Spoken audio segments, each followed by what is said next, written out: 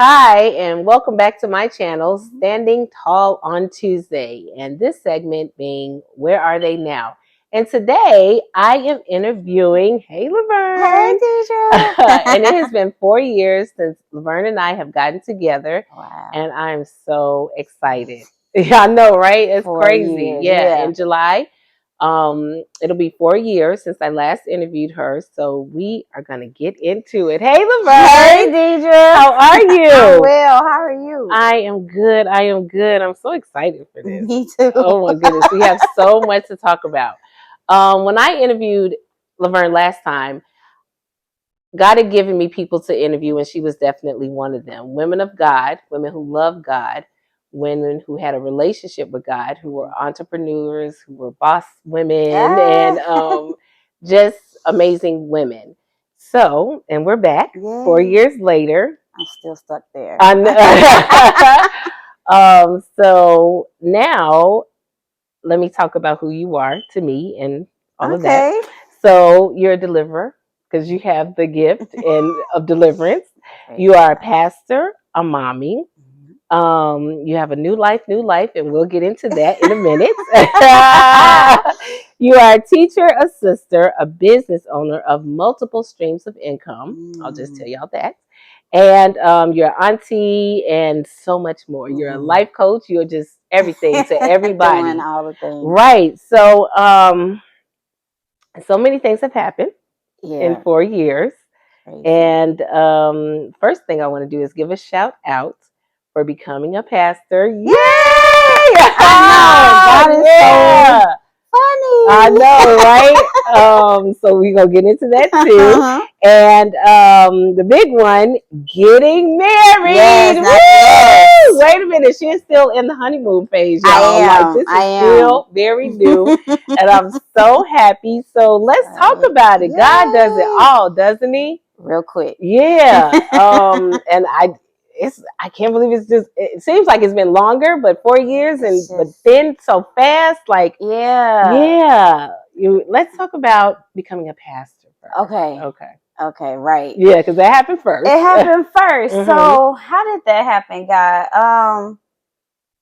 Yeah, so like everyone that I've ever like encountered, when I finally told them, because it was a secret. Like I didn't tell anybody that I was going through the process because I'm like an overachiever. I'm always in school, always doing something. So everybody's like, oh, she's always doing something. But this was literally like all God. Prophet Karen and we pray all the time, stuff like that. And God had showed it to me first before she confirmed it for me. Oh, wow. I kept having this dream. So I'm a big, big dreamer. Yes, she is. So I had this dream of me in a gym, like in a workout gym. It looked like a boxing ring. But I didn't have any boxing gloves on. I was actually going back and forth in an exercise with the angel.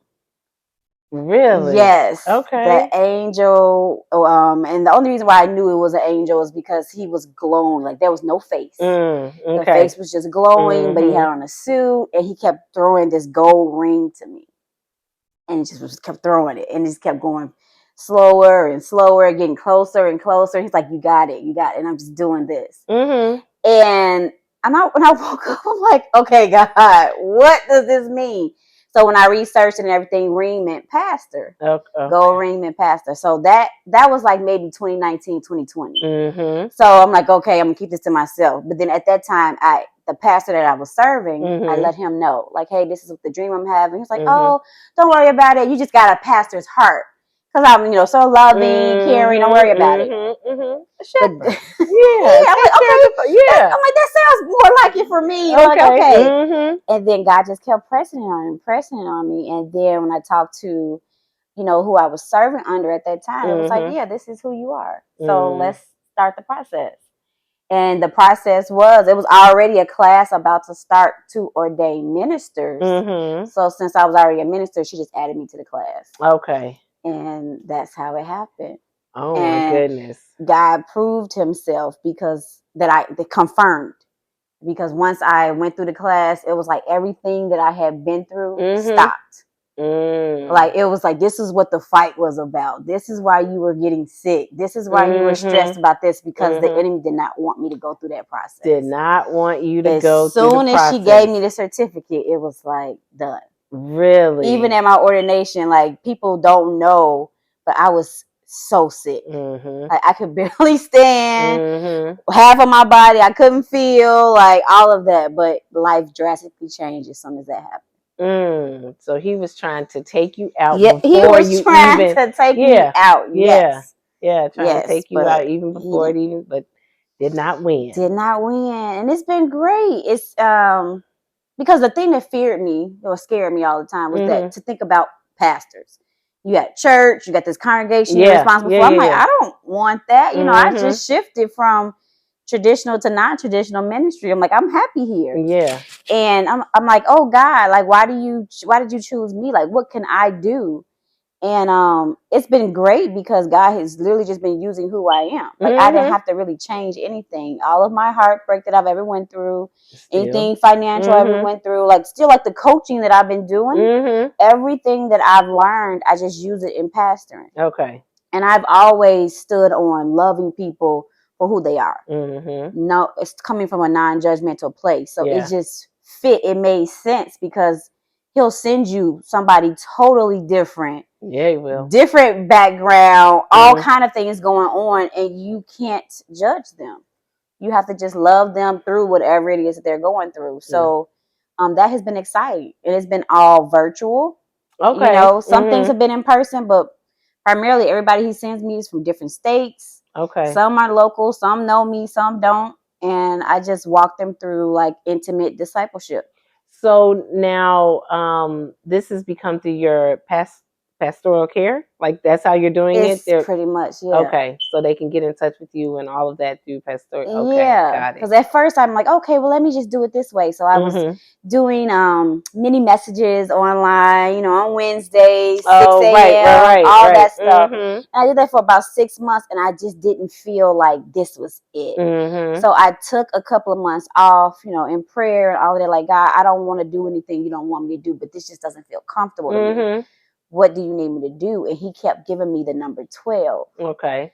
I'm like, okay, what does this mean? But it still wasn't clear. And I just started jotting stuff down in my memo pad. And he finally revealed it. He was like, 12 is discipleship. Your mentor is Jesus.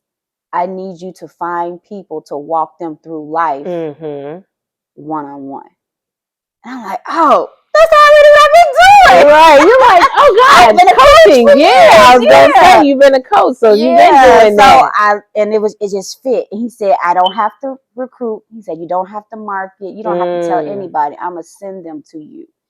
And literally every person has been sent to me. I don't know. It's something about you. I heard you doing this and this is what I need. And God kept telling me it was you. Like, it's all been like that. So I haven't had to do much. He's just been sending me the people. And it's been exciting to see what God is doing. Okay. Because you've been off of social media. I'm like, did she unfollow me? What's happening when I got back on? But, you know, you got to take time. And now this is where it is. I did. Bringing the people and you. Doing what he's called you to do. Kingdom building. But, you know, my social media break was really for my mental health. Oh, I'm sure. Yeah. I mean, because when you were on social media, you were like really, you know, out there marketing and, you know. And then it's just like presenting yourself. Yeah. But you have to. I had to, you know, for a few different reasons. Like, I was going through my own, told you my health was challenged and everything like that. And then being an entrepreneur, when you see other entrepreneurs doing things a certain way and moving at a certain pace, you kind of get that comparison. And then I'm like, God, I should have been here by now. Or how did they do this or whatever? So I had to just pull back and just really focus on what he was telling me. And at that time, he was like, social media is not your way. I have something. Telling you that. I remember saying that to like you. It's just that's just not your jam. But now he's like, okay, so now that you have all of this, I need you to get back out there. I need you to be able to share. I need your voice to go out there. So I'm working on that. He'll get you ready for it. He'll, you know, take the time, do what he called you to do. That's it. And then everything so it's literally been like maybe a year and a half, couple of years that I haven't been on social media. Isn't that funny? Like, I'll post my kids. I'll post, like, you know, happy birthday to a sister here and there, but that's it. Oh my goodness. So now the next big thing is you got married. Yes. Your ring is beautiful. Let's talk about it. Yes, it is. Thank so you. Beautiful. So let's talk about that. Yeah. So, because when you say it's been 4 years, I'm like, oh my God, Deidre, it really has been 4 years, because during that time, I was dating someone. I remember. Was dating someone. I thought that he was the one. Really, really good guy. We just had different stuff going on. We both had been divorced. So our inability to heal completely on both sides was starting to come out now that we were getting closer. And it just didn't work out. So because of that, I went through complete depression. I went through depression. I went through loss of finances, because when you're depressed, you don't want to go to work. You don't want to make any money. And don't. I don't have an HR department. So right. If I don't touch my business, can't take a leave of absence. Can't. Yeah. Okay. Yep. So, you know, even with full transparency, like, if it wasn't for the government or the state offering for the very first time, I believe, at least that's the first time I ever heard of it. What was it called? Self-employment.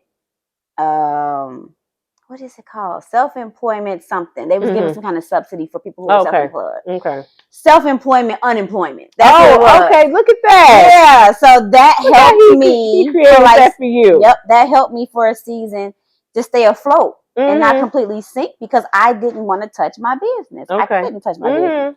So to say all of that, I went through therapy. I took a whole year off. Went through therapy. I had spiritual counseling. I went through healing deliverance myself. And that whole year completely changed, like, my life. So when that happened, I said, okay, God, like, keep me hidden. I don't want to talk. I don't want a man to talk to me. I don't want a man to say hi to me. I don't want to date anybody else, because clearly I'm not doing this right. You have to do it. Like, hide me. That was literally my prayer. Like, I need you to hide me until my husband walks up. I don't want to be bothered with nobody else.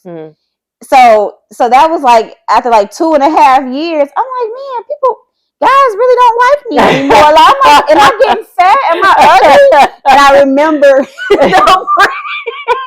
you're like, I just ask you, like, literally, I would be in spaces with my friends and they would talk to everybody else except me. Like, it was like I didn't exist. So you got to be careful what you pray for. Right, because he had you. But that was it. So when all of a sudden guys started saying, oh, you look really pretty today. You look nice today. Like, little gentle stuff like that. I'm like, okay, God, they're noticing me. So that means my husband must be near. And God had me go through this healing process. He said, just to kind of make sure. So I went through, he told me to write down anybody that I've ever dated, held hands with, hugged, been intimate with, whatever. Write their names down on a sheet of paper. He said, write down what they did to you and forgive them. Then on the other half, I want you to write down everything you could have possibly done to them and pray that they forgive you too. So I did that, and he told me to set it on fire. Like, it's done. You're free. But when he did that, he reminded me of one guy that I kind of dated but never hurt my feelings. Like, I didn't have to write his name down for saying what he did to me. In actuality, I needed an apology from him because we were in high school, we were dating, freshman year of college dating, but I was still crazy about, this other guy. So I kind of backed up from him. That's the reason why we didn't go any further. I'm like, oh my God, Johnny, I owe him an apology. Like, he was the only man ever to never hurt me. He treated me like such a princess, even when we were young. And I never considered him, because I can't technically call him an ex. Like, we were just really good friends, but we knew we were into each other. And we spent a lot of time together. So a couple of days later, God told me to reach out to him and apologize and give him, like, his flowers of saying, thank you so much for being a man of integrity, really showing me how a woman's supposed to be treated. Like, I just wasn't ready to accept that. So I did. I had to go through his inbox, and I'm like, hey, I don't know if you have a girlfriend or if you have a wife, but I need to talk to you for a second. Like, here's my number. Can you give me a call? And he did about 2 days later, and I told him like the truth, like, hey, I just went through this healing experience and all of that. And I just want to say thank you for being like an awesome person. Like, and I pray that whoever you're with, that she's experiencing that and all of that. And he was just like, oh my God. Laverne, are you serious? I love it. Yeah. Like, I have been in love with you for 20 years. I didn't know you were divorced. I never changed my name on social media. Right. So he didn't even know I was divorced. He was just like, yeah, like you don't owe me an apology. Like, I just missed my chance. So he's like, but I'm single. And I'm like, oh, okay, well, I'm single. And literally ever since that day, we've been joined to the hip. Really? Yep. Now, how long ago was this? So that was July of 2022. Okay. So we officially started, like, we just started hanging out, getting to know each other because we were 19 last time we really hung out. So now we were trying to get to know the adult versions of ourselves because we're totally different. So we just hung out, did different things, but then it wasn't until March of 2023 that we actually made it official, like, hey, this is what we're going to do. Okay. Because my first conversation really to him was, okay, so let me just be honest with you. I'm not a side chick, not a girlfriend, I'm not a situationship. Like, I am a wife. And I am waiting on my husband. So if that's not something that you're interested in, I promise you, like, it's no bad feelings, no shade. But I don't need any more male friends. And he was like, oh, a woman has never said that to me before. No, I'm interested. So once we got together, that was our plan. Okay. So that was March. And then November he proposed. December we got married. Yeah, you did. You did. I was like, oh my God. Because I saw that on social media. I was like, oh my God, she's engaged. Look at her. Yeah. Was at Navy Pier. It was so beautiful. Because that's where we met. Oh, when you guys, we were in high school. We used to work at Navy Pier together. I was in the information booth for the Ferris wheel, and he worked for the IMAX theater. Really? Yep. So did you know that okay, you did. No, okay, you look surprised. I was surprised because now let me tell you, I prepped him. Okay. I said prepped him. I prepped him. I said, when you propose to me, make sure my hair is done, make sure my nails are done, make sure I have on heels. Like, you don't have to tell me what it is, but just like have somebody else get me ready. Yeah. I was like, okay, no problem. I'm like, I didn't have a memorable proposal the first time. Okay. So this was really, really important to me. But he was like, oh, it's your birthday. I'm just going to take you out. He's like, be comfortable. Like, we might ice skate. You might fall, get dirty. So I don't want you dressed up. I'm like, oh, okay. I didn't have any idea that's when he was going to propose. And then when he did it, it blew out anything I could have thought of. Because I was like, oh, we at Navy Pier. He's like, yeah. He's like, I just love, bringing you back to where we met and all of that stuff. And it's still clueless. Totally clueless because it was freezing. It's November 24th. Yeah. Freezing, but they had just started like their Christmas lights exhibit. It was so pretty. So I'm like, oh, let's walk through this one and that one. And just so happened, Navy Pier had a blogger there that was recording their light ceremony or whatever. So he was standing next to us, and the guy was like, "Can I take y'all a picture?" I'm like, "Yeah." So I'm getting ready for that, and all of a sudden I turn around and I'm like, like he was on the ground. Yeah. So that's really how it happened. That's how we had pictures, because the blogger was like, oh my God, this is so dope. Like, y'all just made my night better. Right. I'll send you everything. He took pictures of everything. It was so pretty. Perfect. So I didn't care that I had on gym shoes. You weren't nobody cares about that. We're talking about this. Yeah, so he had it all planned. He knew all the time he wanted to do it on my birthday, and he wanted to do it at Navy Pier. Oh my goodness. And then come the wedding. Was it even 30 days later? No. So we said we didn't want to start the year off without each other, like being official. So we literally got married in his living room. Oh. So we didn't have a wedding. We were planning a wedding, but we didn't have a wedding. Okay. We just got married in the front room on Christmas Eve, and that was it. Wait, so by her being a pastor, let me tell you, she has officiated some weddings. Yeah. Her siblings and so did you officiate your own wedding? No. Okay. Yeah, Prophet Dr. Karen officiated. Oh, did she? Yep. Oh, she nice. Had did that. So we were in premarital counseling and all of that the whole year, because we knew and get married. And she just blessed us on Christmas Eve. Like, it was the best. Exactly 30 days later. Right. Exactly 30 days later. So that wasn't intentional, but we wanted to get married before the year was out. And look at how God ordains, orchestrates, and puts things together. Yep, we were ready to move in together. We was like, well, we can't move in until we get married. So, okay, so let's pick a date. And he was okay with the Christmas Eve. So that's literally how that happened. So a lot of people are upset with us because they wanted to be there. But my children weren't even there.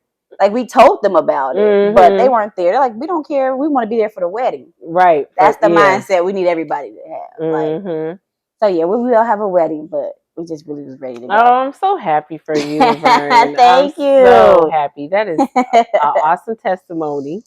Yes, to what I've been through. Yes, from what you have been through. It is amazing. Yeah. And I can see why God has you discipling people. Yeah. Men and women, like, honestly, because they need that. You know, some hope. Right. Yeah, all of that. Yep. Because if people didn't see our first video, like, I went through a really tough divorce, you know, started over from scratch. Starting over. You know, with 2 kids. Like, it was a lot. But so exactly 7 years later. Look at that. Yeah. 7, the year. The number. Yep. So I'm in my Jubilee season. Yes. Oh my goodness. That's a whole nother thing.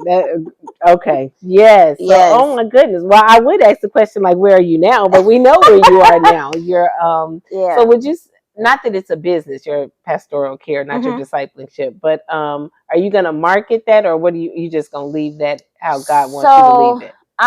In terms of, like, the discipling, like, no, he just sends me whoever. Okay. But in terms of sharing my ministry with everyone else, like, that's going to be through YouTube. Okay. Yeah. So just a way to reach people who are not near me. And it won't be like the traditional, like, I'm not on there preaching or anything like that. Like, I'm literally showing how this thing happened. Because everything that is geared around divorce, like enjoying your life after divorce, like, it's possible. Because it's so hard. It's so hard. So it's like, once he got here, God had been talking to me about it for a long way. So remember, that's how I started in coaching. I was coaching women who were going through divorce. Yeah.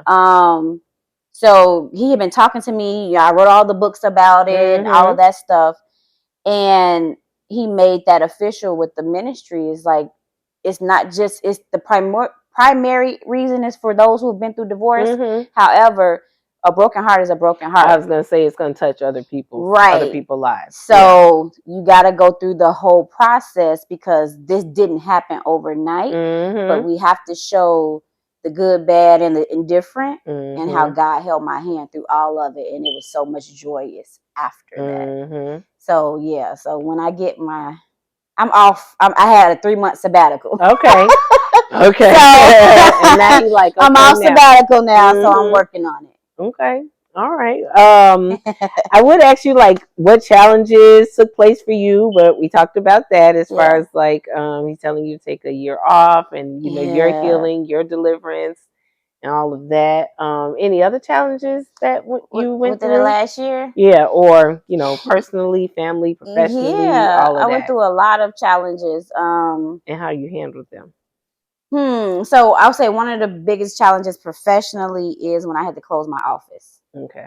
So I started a office. Oh, yeah. For me and my team, and for other leaders to come and get their training, their coaching, and just kind of be like a co-share space, just for us to kind of have community.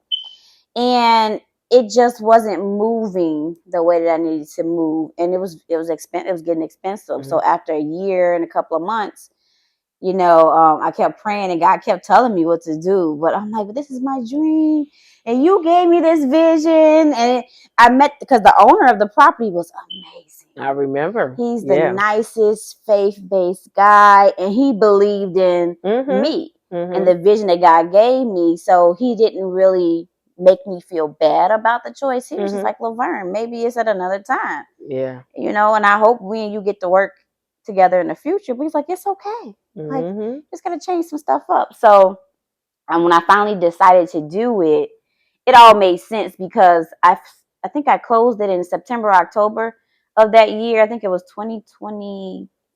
2.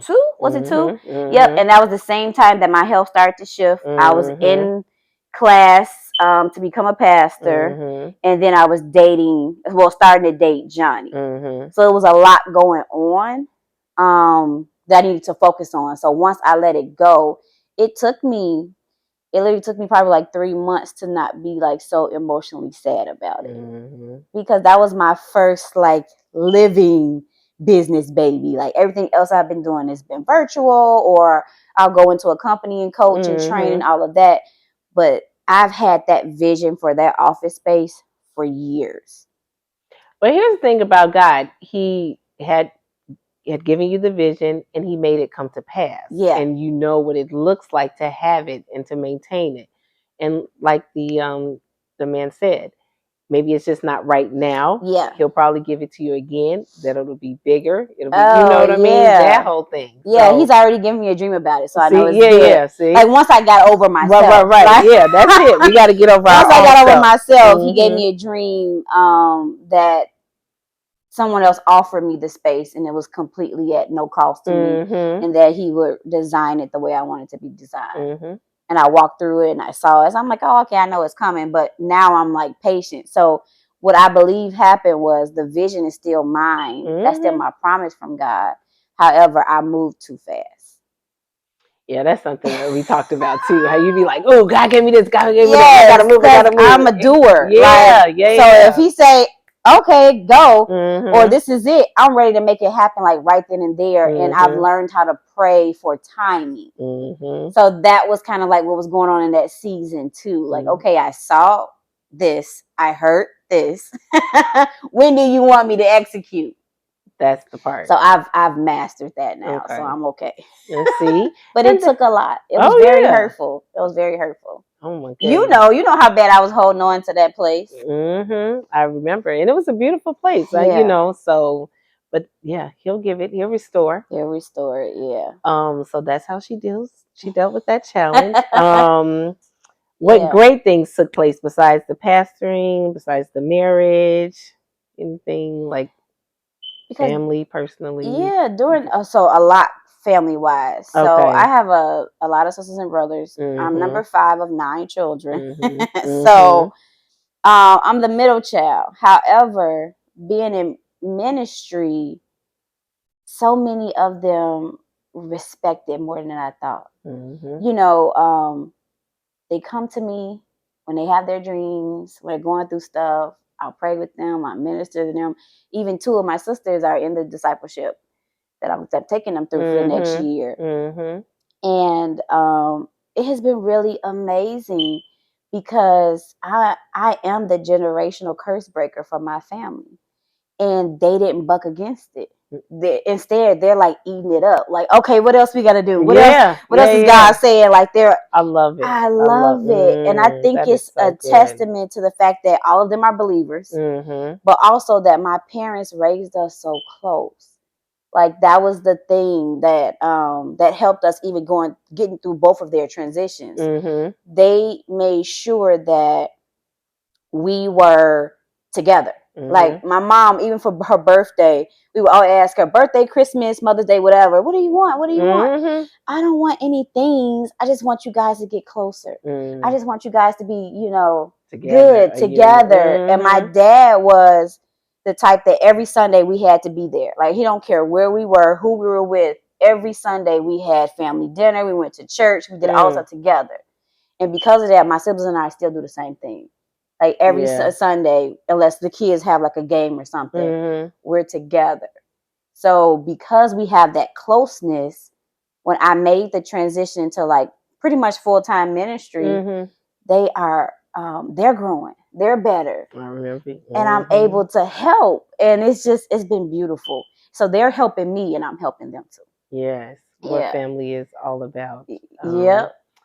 Because, I have a small family, very small, and there's no unity. There's nothing, you know what I mean? Yeah. So to look at you and your huge family, be so close and be so tight, that's good.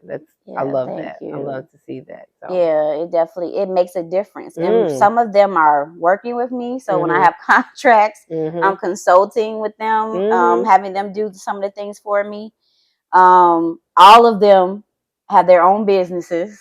So, that was the whole thing, with me too. It's like, I'm doing this full time. It sounds crazy, but it's what I'm about to do. But they all have their own business, whether they're working 9 to 5 or not. So generational curse breaker and trailblazer. And wealth. And like we're gonna do this thing together. Like I'm not leaving anybody behind.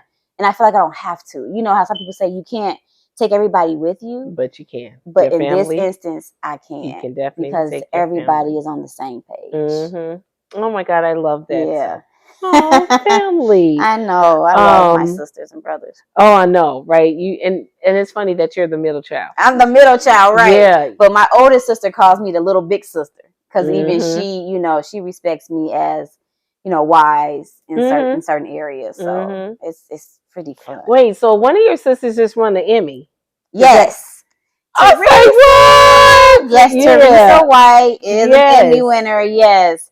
Yes, she is. She won an Emmy for as a director. And so there are not many Black women directors in that field. And she won an Emmy for it. Oh my goodness. Yeah. I was like, wait a minute. That's what they have on TV. Like, that's the real Oh my God. Right. I'm so proud of her. Congratulations. That is amazing. Yep. Now, is she the one that was taking the pictures of us when we Yes. Okay.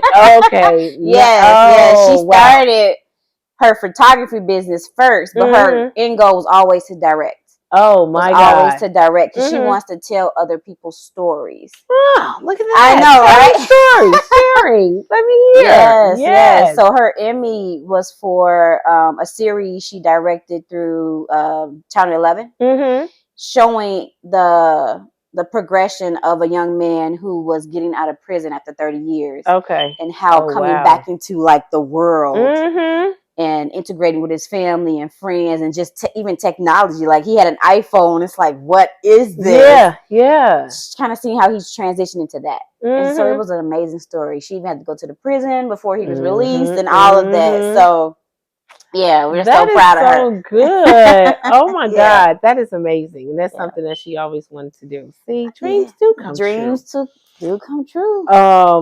Let me see. I don't know. Okay, so what's next for you? Oh my goodness, what does God have for you? So with business, things are shifting because I have this desire, and now that I have this amazing husband, like he's all for it, to really run businesses from home. Outside of teaching and training here or there, like I desire to literally just be a homemaker, running our businesses from home, making sure the kids are good and all of that stuff, and having time to do the ministry because that takes a lot of that. So I am automating a lot of stuff. So a lot of my teaching, stuff like that, it would be kind of like an on-demand program platform whatsoever. And then in terms of the contracts and stuff, we're doing a lot of executive coaching, strategic planning. So I'm going out to do those things, but that's like an out and come back in. Yeah, like do my job and then I come back. Right. So make my money and then I come back. Right. So that's been one of the many blessings of getting married is that he had that same vision for me. Okay. So I don't have to stress. Let me stop. Did y'all hear what she said? He had that vision for her. Yes, girl. He had the vision for you. When we were dating, and because he was there every step of the way when I was challenged with my health. Okay. He was there. So his thing was, okay, so when we do get married, I don't want you stressing too much. I don't want you doing too many things. So I'll take care of everything so that you can focus on whatever you want to do in business, whatever you want to do in ministry full time, and you don't have that worry. Yeah. Because for 6.5, 7 years, as a single mother, chasing this entrepreneurship dream, I was constantly worried about my mortgage, the car note, the kids' needs, and this and that. So sometimes I did more than what I wanted to do. But now I can pick and choose what I want to do because now I don't have to worry about those stressors. So that's truly a blessing. Yeah. And he had that vision. He was the one who, just brought it up. And I'm like, okay, well, that's kind of what I want to do anyway. And he's making it happen. And you can focus on what it is God wants you to do and how he wants you to do it and all of that. So it's coming. It's coming. So it's just going to look different in terms of the things that we're doing. There's a lot of different projects that we're having together, a lot of businesses we want to start together. So he's giving me the freedom to make it happen and put everything in his pocket. So he's lightening the load. I have no load. Listen, I wake up without a care in the world. My biggest stress is, what are we eating for dinner this week? Okay. Like, that's my life. And I love it. That is so good. Yeah. And I don't feel bad about it. Like, it's deserving. Like, that's a gift from God. You worked hard. These last 7 years. I worked hard. I've cried a lot of tears. And that's really what I'm working with people on, men and women, healing from that heartbreak and that hurt, so that you can walk in your complete purpose with God, and your life can be a breeze too. You're going to have things come up here and there, but ultimately when you do what he tells you to do, it's kind of like he just carries you into the next thing. So that's what the discipleship looks like, is where are you? So even individually, that's why they're not together. We only come together to fast and pray. I work with them one-on-one individually, because everybody's at a different pace. Everybody. Yep. Yeah. Everybody has a different thing going on. So. Oh my God. Well, this is so good. Well, my last question is, Laverne, do you have a favorite scripture that you stand on and that you would use to encourage others to stand on or just hold on to? Do I have a few of them. But what would I say in terms of encouraging others? I would really say, your ladder will be greater. Like, that's literally it, because it's my favorite scripture now. Oh, sorry. It's my favorite scripture now, but before I used to be like, God, I want it better now. I don't want to wait till later. I want to wait till later because, I am spoiled. Like, naturally, I'm spoiled. I am a full-blown daddy's girl. And that, even being that, helped me transition my relationship differently with God. So because now he's my father. So when I want something, I'm asking him, and he's gonna give it to me. But waiting for things, it's worth the wait when it's from him. It's time and seasons are so important. Don't rush, even if it's hurting. Like, don't rush the healing process. Like, take every part of that experience to go through it, because on the other side of it, you're going to appreciate how all the pieces of the puzzle fell into place. Like, I don't have any anger, frustration, hate, anything towards anybody that ever broke my heart, lied on me, did all of the things that they've done. I don't have any of that, for one, because we don't want unforgiveness to block our blessings. But it's because everything, every hurt, every cry, every tear, every pain I went through, like, that's why I'm able to help the people that I'm helping. Everybody that's in the discipleship with me, I'm like, oh, that's why God sent you to me. Oh, I've been through that. That's why God sent you to me. Everybody I've experienced everything that they're going through. So I'm speaking not only from a biblical standpoint, but actually, this is what I went through. I can hold your hand through this, because I know what this feels like. I know what this looks like. So, yes, your ladder will be greater. Just take your time, be patient, and do the work. So that's something that I'm always telling people, is that if God is very reactional. He wants you to move in order for him to do something for you. He wants you when he tells you to do something. When he tells you to do something. So you got to put in the work. So when you sign up for therapy, then that process will heal you. Okay, I got you. I'm going to make sure you got this. When you write a business plan, okay, then I'll connect you to whoever you need to help you with this business. If you practice celibacy, okay, I'll make sure that all of things line up so that you'll have the husband or the wife that you want. like you have to do something, and he will do something back, completely show up. Like if it wasn't like that, God would just be blessing all of us, and we'll all be on the same page. Right. But that's not how it works. I always say when you take one step and God tells you to take that step, he gonna do the rest. He gonna be making sure 2, 3, 4 all ahead of you. So just do what he calls you and tells you to do. Yep. And it's gonna fall into place. So yep. If I didn't tell that man, thank you. Yeah. For treating me well 20-something years ago, I would not have my husband today. Okay.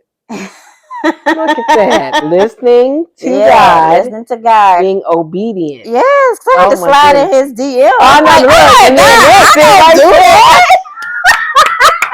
That's not so me. Funny. God all like, well, how you gonna do it? Do it. Like, we gonna slide them. Now we're not saying everybody needs to be sliding in DMs. Right. You gotta definitely listen to what God is telling you. But that's just like a small, thing that you can do. Just follow his instructions. Follow his instructions. If I hadn't told someone about the dream I had when he was, preparing me to become a pastor, I wouldn't have made the steps to actually get here. Well, we're so happy that you did. We're so happy that you did. And I'm happy that you met with me today. Yes. Oh, this is so good. I know. I love you, Deidre. I love you, Laverne. Like, oh my goodness. I'm a life coach because of her. Yay. And that story was amazing too. But that was all God. That was all God too. So, well, thank you for sharing this story 4 years later, where you are now. Thank you for checking in on me. Absolutely. Absolutely. And now that I know what you do, I might use your services because, because God is talking to you. Yeah, you already know. So, well, thank you so much, Laverne. No problem. It's been amazing. Thank you. Love you. Love you too. Right. Well, guys, this is Laverne. What's your new last name, Laverne? Delaney. Oh, look at that. Laverne Delaney. Mrs. Laverne Delaney. I like that. Okay. I know, it's cute, right? Roll off. Okay. Well, thank you so much for watching. And until next time, like, share, subscribe. Yay. Bye.